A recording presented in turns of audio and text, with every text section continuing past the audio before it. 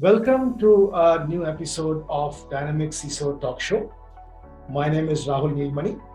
I'm the founding director of Greyhead Media and editor at Dynamic CISO. Today, we have with us Mathieu Gorge, founder and CEO of VigiTrust, which is an integrated risk management SaaS service provider, helping organizations across different sectors achieve, maintain, and monitor compliance with a range of industry standards. The focus of our discussion today will be on cybersecurity challenges for critical infrastructure sector in the volatile geopolitical scenario that we are witnessing as of now. Let's get started with no further wait. Welcome to the show, Mathieu. How are you doing? I'm doing very good, thank you. Great. So let's begin this conversation with knowing a little bit more about you, about your work, about your experience and expertise. Yeah, sure. So my name is Mathieu Gorge. I'm the founder and CEO of VigiTrust. I'm French. I have been in cybersecurity for about 25 years now at this stage. And I'm very passionate about the topic. And over the years, I developed a very strong interest in critical infrastructure protection. And that's something that's currently really keeping me awake at night. From a VigiTrust perspective, we've been going for nearly 20 years. And the first 14 years of our business, we were consultants, assessors and trainers. And then we, as you said, we pivoted into a SaaS provision of governance risk compliance tools. And then finally, I'm the chair of the VigiTrust Global Advisory Board, which is a non-commercial think tank that brings together 800 security professionals, company directors, regulators, law enforcement members, academia from 32 countries. And we talk about what's happening in the industry. We've built a community that's here to help each other, completely non-commercial. And so that also gives me a lot of insight as to what's happening on the cybersecurity front worldwide.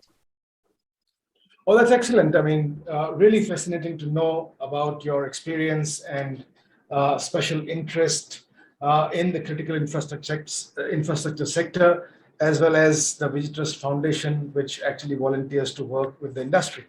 So let's also talk about the book that you authored, Cyber Elephant in the Boardroom, Cyber Accountability with the 5 Pillars of Security Framework. Now, I'm very keen to know what's the book all about.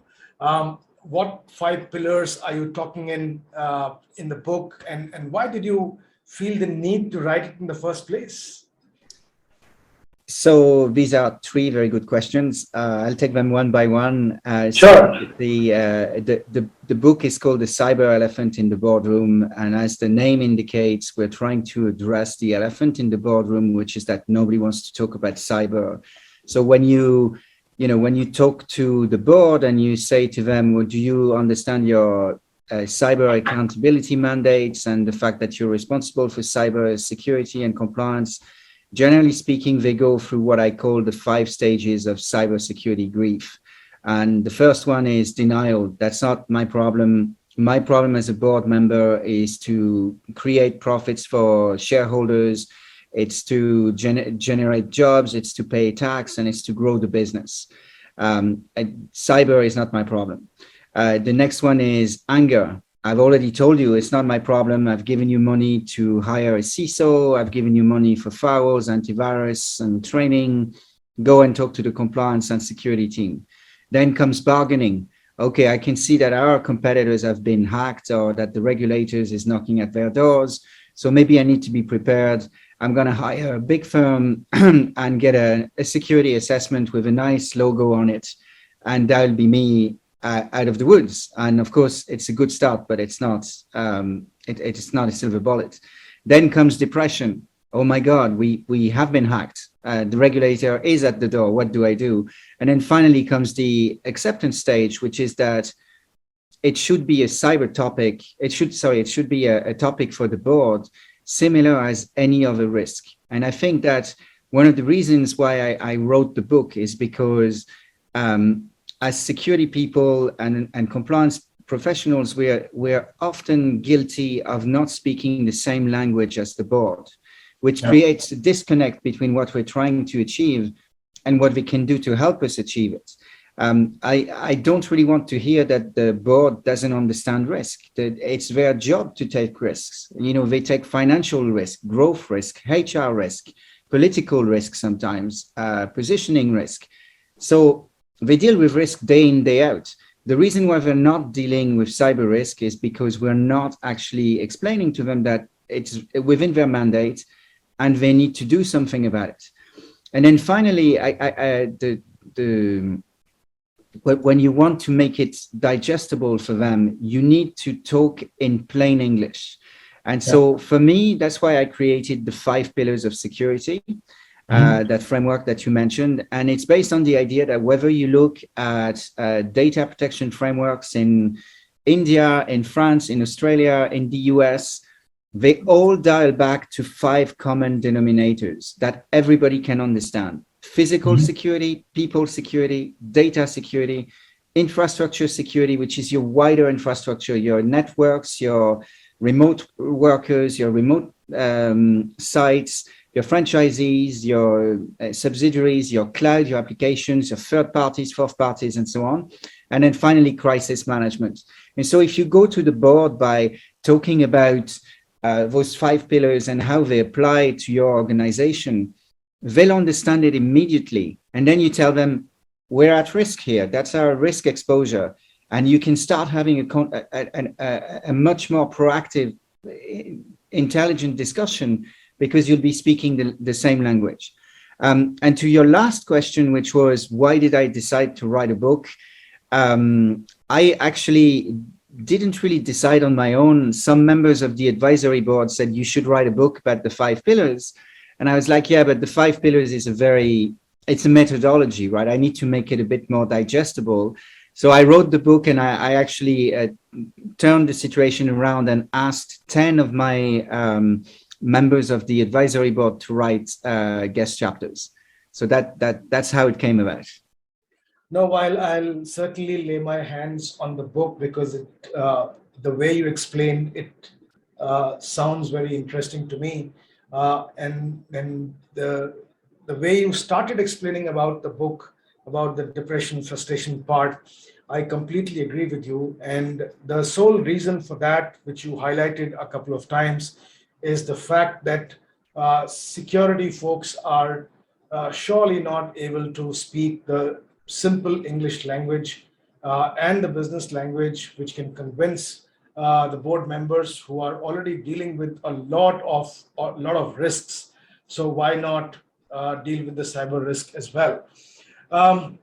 Okay, so that brings me to the core of today's discussion, which is about the geopolitical situations, which often overpower all the other issues put together globally. This actually has resulted into a rise of, many a times it results into the rise of state-sponsored nation-state attacks on critical infrastructure. I mean, that's the first target of any cyber adversary. So what's the linkage between the two? How do you assess the situation in the current context and going forward as well? So I think the first thing to do is to go back to a very strategic level. I look at what any organization or government is up against as what I call 4 bubbles of risks. And so the first one is the geopolitical risk. The second one is the financial and contractual risk. The third one is anything that has to do with reputation and brand management. And then the fourth one is the technical risk, which is the cyber risk, which, at the risk of offending the more technical people out there, is the easiest risk to deal with because there's always good innovation and there's always solutions that, if implemented the right way, can reduce the risk. But when you look at the geopolitical risk and the impact that it has on the global community, take the current invasion of Ukraine by Russia. We now have very good intelligence that says that Russia was launching critical infrastructure attacks, cyber attacks on the Ukrainian infrastructure about 6 months to 7 months prior to the physical attack. Then they launched the physical attack, and in the last 2 weeks, they've been launching a lot more cyber attacks because part of the country is trying to get back to normal. And so the whole idea of attacks is to weaken the opponents. Now, one of the things that we need to understand is that critical infrastructure is not just banking, it's not just government websites, it's access to water, access to transportation, access to social media, access to hospitals, access to the military, access to the police frameworks. And so we are totally dependent on that infrastructure. The next challenge is to understand that most of the operators of critical infrastructure assets, roughly about 80%, depending on the survey you look at, is implemented by commercial operators. So in other words, they're not government. I, as a citizen, might think that it's the government's role to make sure that I can take my train to work or my train to the airport and get on a flight and that everything's done securely and so on. But the reality is that from an operational perspective, a lot of those assets are operated by commercial people. And so the current situation is a wake-up call that we need to understand the vulnerabilities of our critical infrastructure from a nation perspective, from a business perspective, and also from a citizen's perspective with your own personal infrastructure. Because today, most of us have 2 or 3 connected devices on us at any given time, and then we get home and we have 25 or 30. And so all of those points of entry are an opportunity for a hacker to get into my home network, to get onto my laptop, which is a work laptop, to get onto the company's framework, and then to bring down a critical infrastructure asset. I mean, I'm making it look simple that way, but it's that kind of chain of custody that we need to understand. So agree, and the intensity and frequency of such attacks on critical infrastructure. I mean, in the current context, we may certainly emphasize on the Russia-Ukraine conflict. However, these attacks have been there for more than a decade now, intensified, over the past 1 decade. Whether it is attacks on Iran or originating from Iran on other countries, whether these are attacks from China on other countries or North Korea or rogue countries like these. Now, one part of it is that it certainly cripples the infrastructure or parts of infrastructure. The second part, as you mentioned, is it is also dangerous for the citizens. And a lot of these critical infrastructures, as you rightly said, are managed by the private parties, by the private corporations. Now, how do we create a situation, or how do we create an atmosphere where these private organizations and the government actually work very closely in tandem with each other to kind of minimize the impact of these attacks? So one of the key things that we discuss at the VigiTrust Global Advisory Board is exactly that topic. It's how do we foster that collaboration between all of the different actors of the ecosystem? And in particular, how do we foster collaboration between private actors and law enforcement? And the way to do that is to get them to talk to each other. So there's some very well-known frameworks worldwide. There's some very good associations that do this. There's the VigiTrust Global Advisory Board, but there's also stuff like Infra in the US. which is the FBI with the financial services industry. There's also a health equivalent to that. I think we really need to get those actors to work together. And I would highly encourage any organization to build a relationship with law enforcement before they have a problem, so that you understand how they think, they understand how you work, and you don't have to get to know each other in the middle of a breach.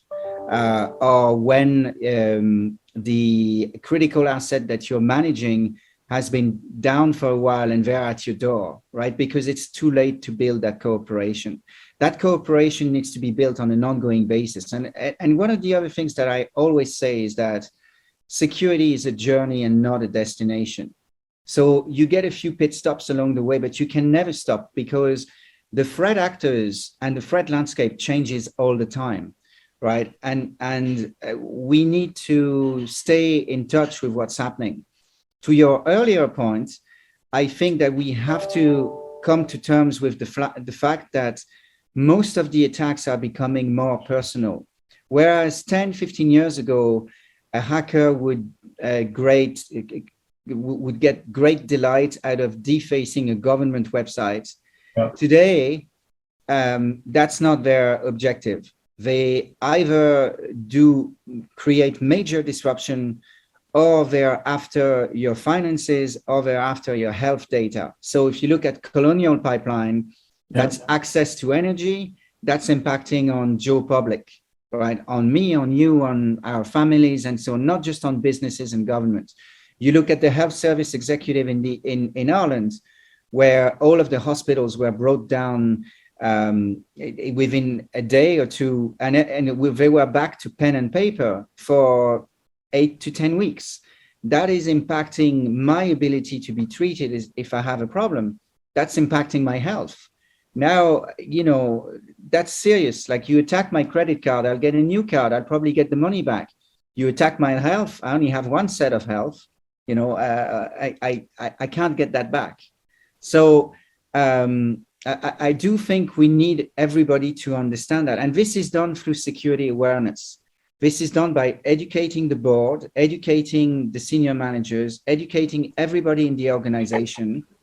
And then if I educate them at work, they'll be more secure at home. If they're more secure at home, they'll become more secure at work. And it kind of serves a dual purposes that way.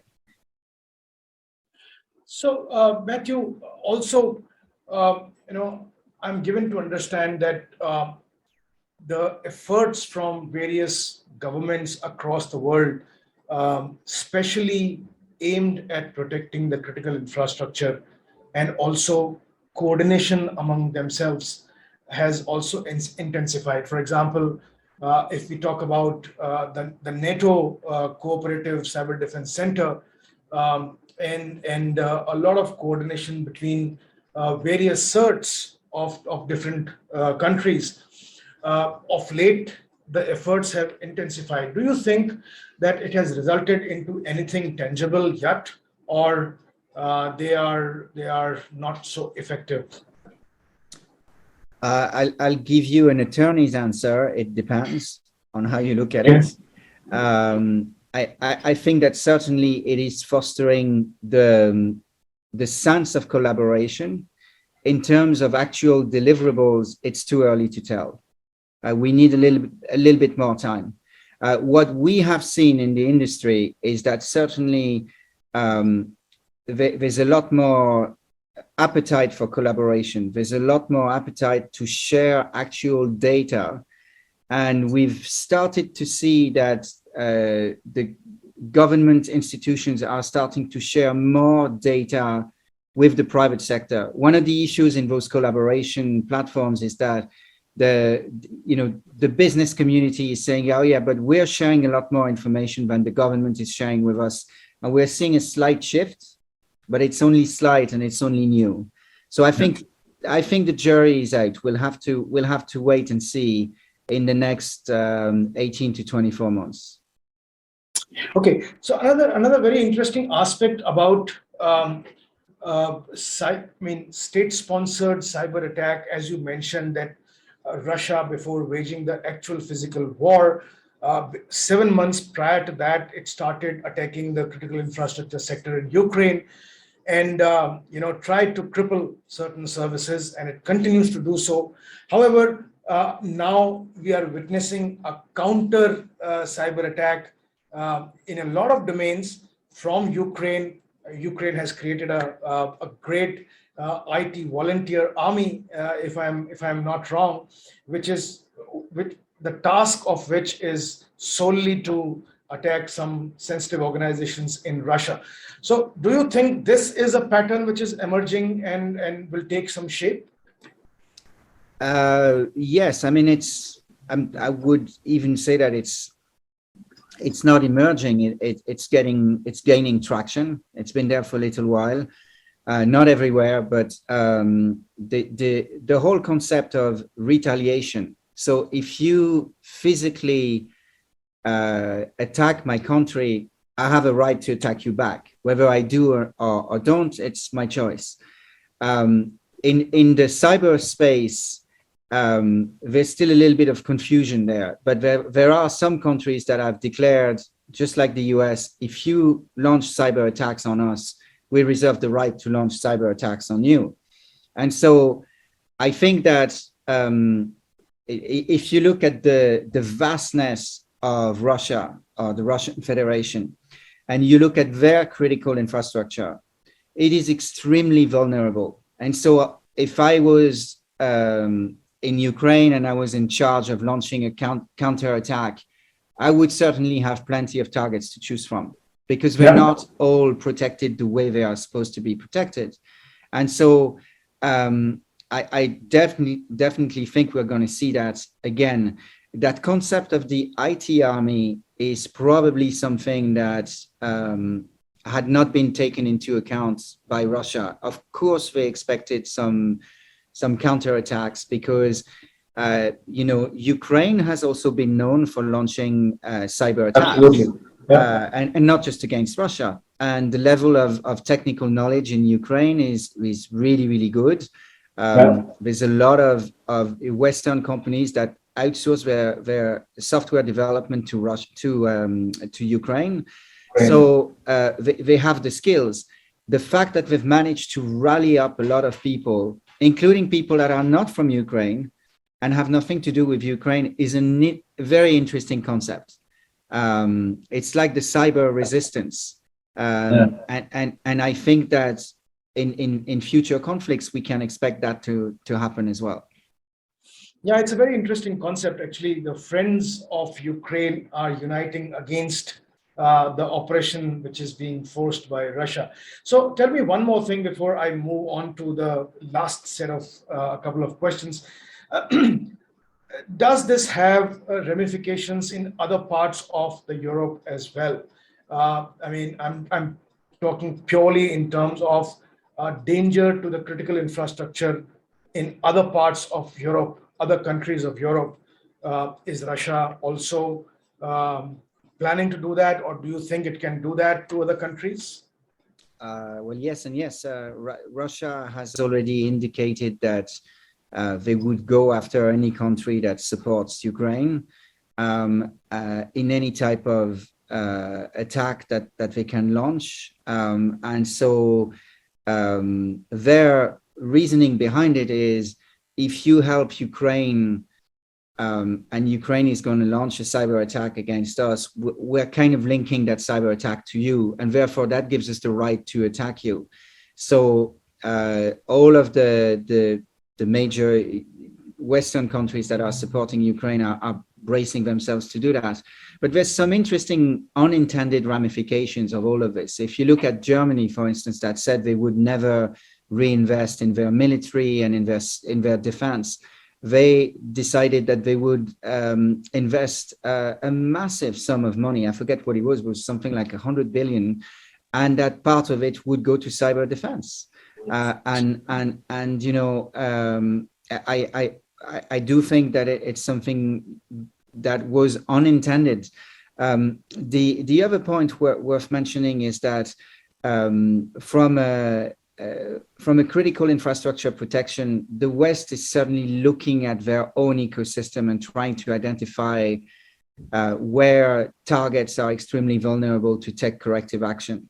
So we are going to see, I would suspect we're going to see some presidential or government requests to do accelerated assessments of critical infrastructure protection in countries like the UK, France, Germany, US, and so on.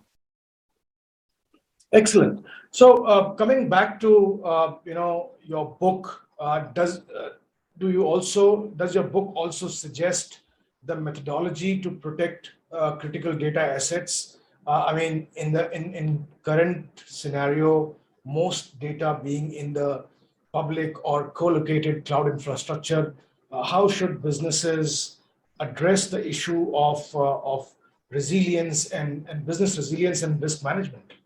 Yeah, so if you remember the 5 pillars: physical security, people security, data security, infrastructure security, and crisis management.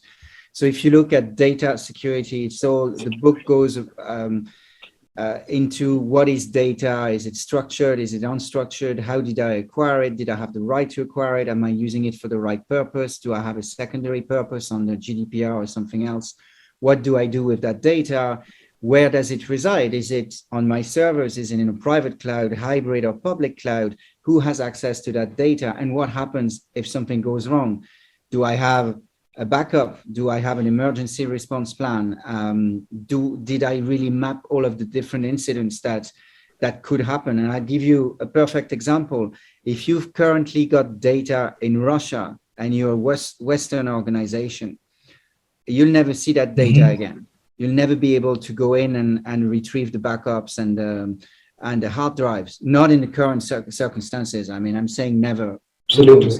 But like currently you can't. So if you've got data that was in a data center in Ukraine and the data center is no longer there physically, where was their backup? Was it somewhere else in Ukraine that has been destroyed? So we're looking at what's happening there. You look at, again, geopolitical things. If you want to have to offer a SaaS service in China, the best way to do it in order to be on the right side of the law is to have that data hosted in China. Now, what happens if something goes wrong with China, if there's a conflict?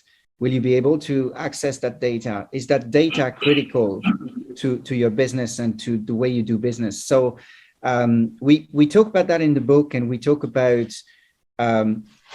understanding your ecosystem, understanding the threats to your ecosystem, and easy models to raise the awareness of how strong or vulnerable you are with the board, so that they can sponsor your compliance program. And what I mean by that is not sponsoring just by giving you a budget or a check, but sponsoring the program by making it an internal part of the DNA of the board discussions. Absolutely, very essential. I mean, writing a check is one part of the whole deal, but imbibing that as a culture at a board level is a very different issue. So finally, Mathieu, how do you see the future, which is going to be very hyper-connected with more IoT and more AI coming into play, and thus keep the attack surface always perennially widening? It's a good question. I think that by and large, it goes back to that topic that if you don't need data, don't take it. If you don't need to share access, don't share it. So if you don't need a connected stapler that will have, for some obscure reason, a Bluetooth link or a wireless link to the rest of your connected devices, why would you have that? And I'm thinking about a stapler because it's a silly example, but do you need a connected coffee maker? It's great that you can from you're in your room and you can use your cell phone to get the coffee to work, but I mean you're just increasing the risk surface, and the challenge with that is that you lose control of it. The other thing to bear in mind is that when we bring new connected devices online, the the manufacturers, the vendors, they give you functionality that makes your life easier, and it's built quickly and not necessarily with security or compliance in mind. That's on them, and there's a lot of pressure on them to do better. What's on you is to ensure that you disconnect that device when you buy the newest one in a year's time for $10, because it works better and it's faster, but you don't disconnect the old one and you forget about it. And suddenly your own network is much bigger than it should be.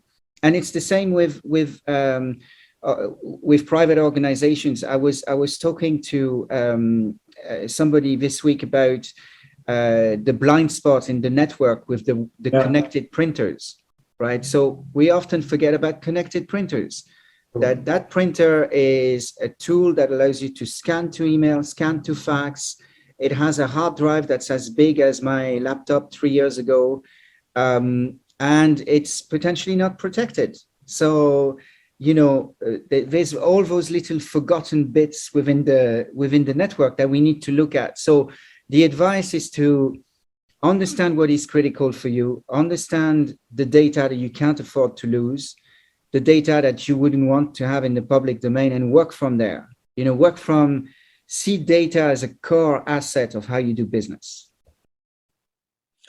Great. I think, you know, many a times adhering to basics solve a lot of critical issues which we tend to ignore.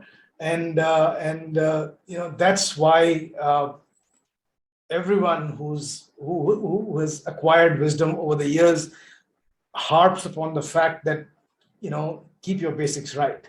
So excellent talking to you, Mathieu. Great insights. I love the conversation. Thank you very much for your time. Thank you very much, and thanks for the opportunity to talk to you. Really enjoyed it. Absolutely. Absolutely. Thank you so much.